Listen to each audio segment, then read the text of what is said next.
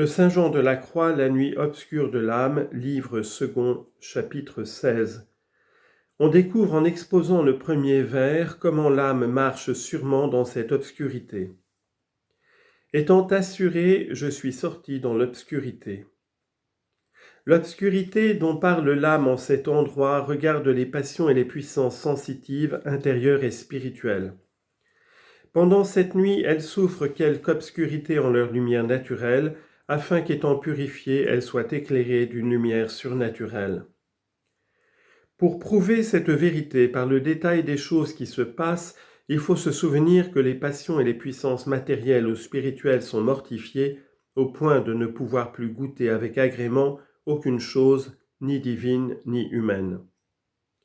Les affections de l'âme sont étouffées et n'ont plus ni de mouvement vers aucun objet, ni de fondement pour s'appuyer. L'imagination est liée et ne saurait former aucune image pour contribuer au raisonnement. La mémoire paraît éteinte et ne se souvient de rien. L'entendement est rempli de ténèbres et vide de connaissance. La volonté est aride, serrée de tous côtés, comme morte et sans force. Toutes les puissances sont dépouillées, comme réduites à rien. Enfin, un nuage épais et pesant tombe sur l'âme, l'environne, la presse, la met à l'étroit et semble la séparer tout à fait de Dieu. C'est de cette manière qu'elle marche dans l'obscurité et qu'elle poursuit son chemin avec sûreté et sans crainte. La cause de cette sûreté, c'est qu'elle s'est affranchie des obstacles de ses puissances et de ses sens, car c'est ordinairement ou ses passions ou ses satisfactions sensuelles ou ses discours ou ses connaissances qui l'engagent dans l'égarement, dans l'excès ou dans les défauts ou dans le changement, ou qui lui donnent du penchant aux choses qu'il n'est pas expédient de faire.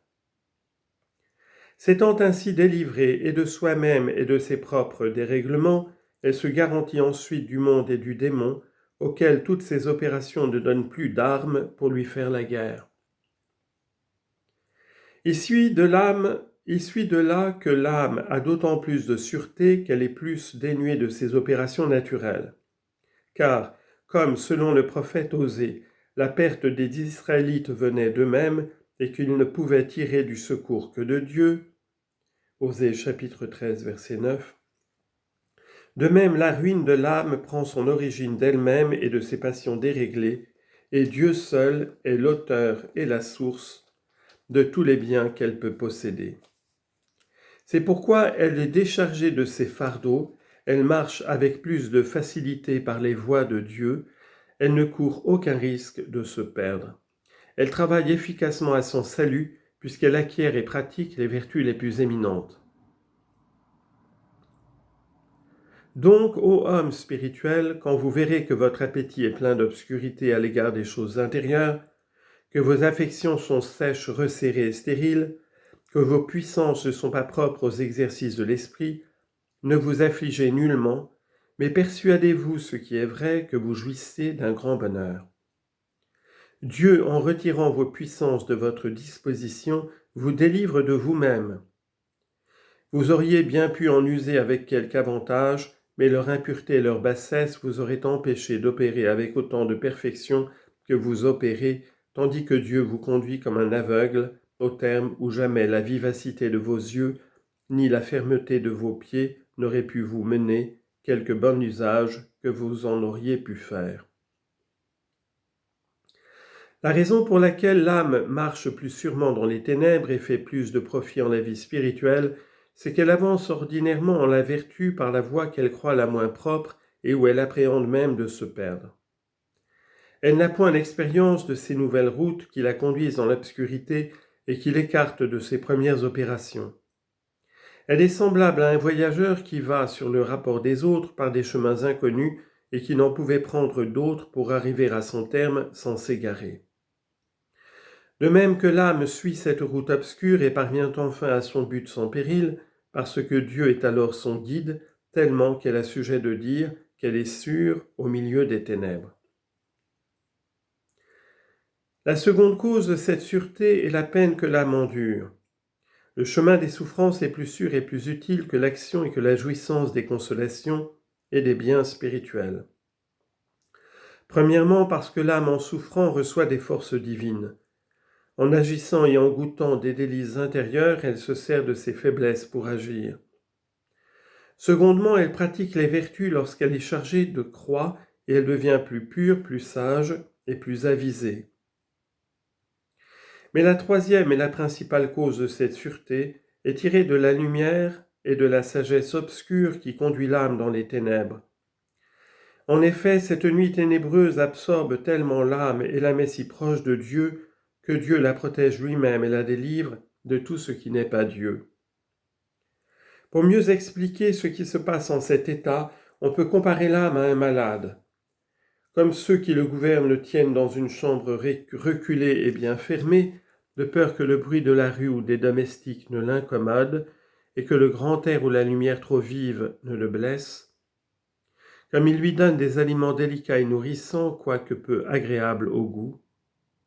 De même, Dieu éloigne l'âme du bruit des créatures. Il l'empêche d'entendre ses domestiques, c'est-à-dire ses passions. Il la prive du grand jour et l'enferme dans l'obscurité. Il lui fournit une nourriture délicate et substantielle, mais qui ne lui flatte pas le goût et qui lui donne beaucoup de dégoût des choses créées. C'est par ce traitement qu'il lui rétablit la santé, c'est-à-dire qu'il se communique à elle, lui qui est la santé et lui qui est sa santé et ses forces. Cette obscure contemplation confère à l'âme toutes ses qualités parce qu'elle est plus proche de Dieu. Aussi, comme celui qui serait proche du soleil ne pourrait voir à cause de la faiblesse de ses yeux et de l'éclat excessif du soleil, de même l'âme qui est proche de Dieu ne semble rien voir. Elle tombe dans une grande obscurité à cause de son imperfection et de la splendeur infinie de son Créateur, tant la lumière spirituelle de Dieu est immense et surpasse la portée de l'entendement. C'est pourquoi le prophète roi dit que Dieu se cache dans des nuées obscures, que ces nuées lui servent de pavillon et qu'elles sont épaisses et noires, comme elles paraissent lorsqu'elles sont chargées d'eau prêtes à fondre sur la terre. Psaume 17, versets 12 et 13. Ces nuées ténébreuses représentent la contemplation obscure et la sagesse divine qui occupe l'âme, qui la couvre et l'obscurcissent, étant, comme elle est, tout proche de Dieu, lequel demeure en ce pavillon ou dans ces ténèbres, selon l'expression de David. Ainsi la plus grande lumière de Dieu fait la plus grande obscurité de l'âme.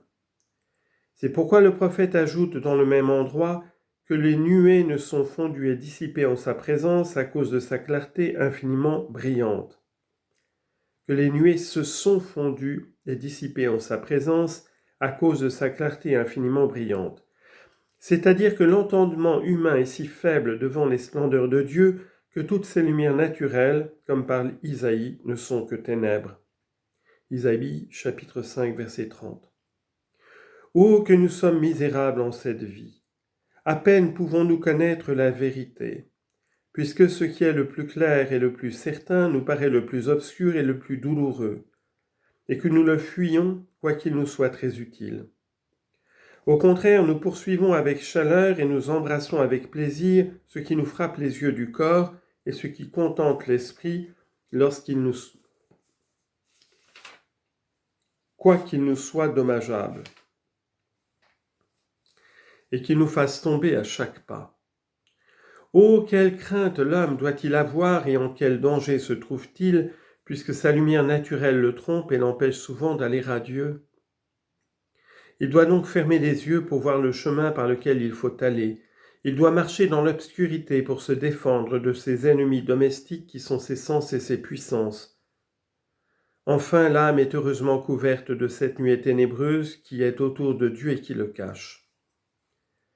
C'est de ces personnes que le même prophète parle. Vous les mettrez à couvert, dit-il, en vous-même et devant votre face, contre tout ce que les hommes peuvent faire pour les troubler.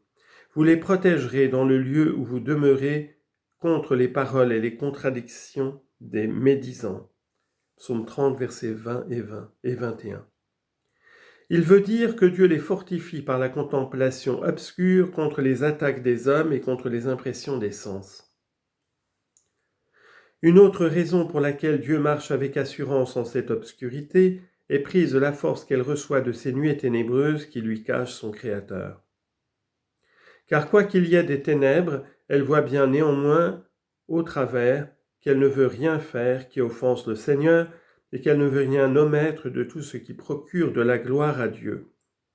Son amour pour lui la sollicite secrètement à lui plaire et la détourne de toutes les occasions de mériter son indignation. Enfin, ayant étouffé ses passions et détaché ses puissances de tous les objets créés, elle sort d'elle-même, elle ne s'applique qu'à Dieu et parvient à l'union de l'amour divin.